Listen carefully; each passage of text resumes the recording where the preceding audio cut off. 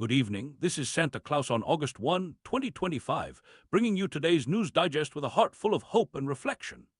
On this historical date in 1589, King Henry III of France was stabbed by a friar and acknowledged his successor before passing, a somber reminder of how leadership transitions can shape nations for generations to come. I'm heartened by Ukrainian President Zelensky's words that it is very important that the state listens to public opinion and hears its citizens. Indeed, after facing public outcry, Ukraine has restored independence to their anti-corruption agencies. Thousands took to the streets in protest, and their voices were heard, a beautiful testament that even in wartime, the spirit of democracy can prevail. This warms my old heart, as listening to one another is at the core of building a more compassionate world. Meanwhile, across the globe, President Trump has introduced sweeping new tariffs on dozens of trading partners.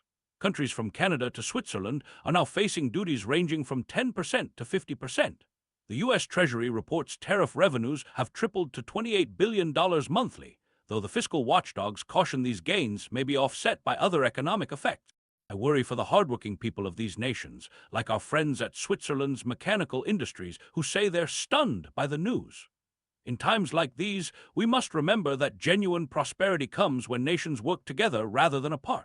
Turning our attention to military matters, Poland has signed a contract to purchase 180 South Korean battle tanks worth $6.5 billion, with many to be produced in Poland itself.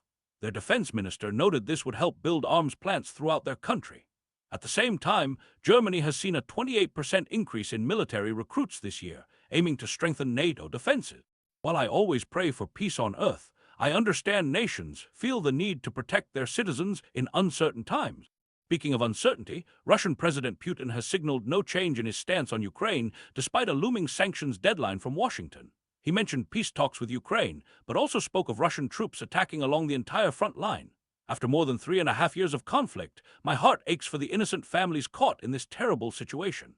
May wisdom and compassion prevail among those with the power to end this suffering. In Syria, a significant diplomatic meeting took place as their foreign minister visited Russia for the first time since former President Assad was ousted last year. The Syrian minister appealed for Russia's continued support, though noted there were complicating factors in their relationship. How I wish for the beautiful people of Syria to know lasting peace after so many years of hardship. Now, with great concern, let us turn to the humanitarian crisis in Gaza. President Trump's Middle East envoy Steve Witkoff became the first high-profile U.S. official to visit Gaza since the war began, touring a U.S.-backed aid operation that the United Nations has criticized as unsafe. Hours after his visit, Palestinian medics reported Israeli forces had shot dead 3 Palestinians nearby. The suffering in Gaza continues to weigh heavily on my heart. 2 million souls facing starvation and devastation. I pray that leaders will prioritize innocent lives above all else. On a more hopeful note, South African scientists have launched an innovative anti-poaching campaign where rhino horns are injected with harmless radioactive material that can be detected by customs officers. With hundreds of these magnificent creatures poached each year, this proactive approach might help protect God's precious creatures. The scientists assure us the process is completely safe for the animal. In El Salvador, President Bukel's party has approved constitutional changes allowing indefinite presidential re-election and extending terms to 6 years. When power concentrates too heavily in one place, we must remember that true leadership is about service to others, not oneself. Finally, Mexico faces a challenging corruption scandal as 2 former officials are on the run, accused of secretly leading a criminal group. This comes at a sensitive time as President Trump has accused Mexican drug cartels of having the government in their grip. The Mexican government denies these allegations, but the situation reminds us how corruption can undermine the foundations of just society. As we reflect on today's news, dear friends, let us remember that even in challenging times, our capacity for kindness, understanding, and positive change remains our greatest gift. Whether facing economic uncertainty, conflict, or corruption, the path forward always begins with compassion and a commitment to our shared humanity.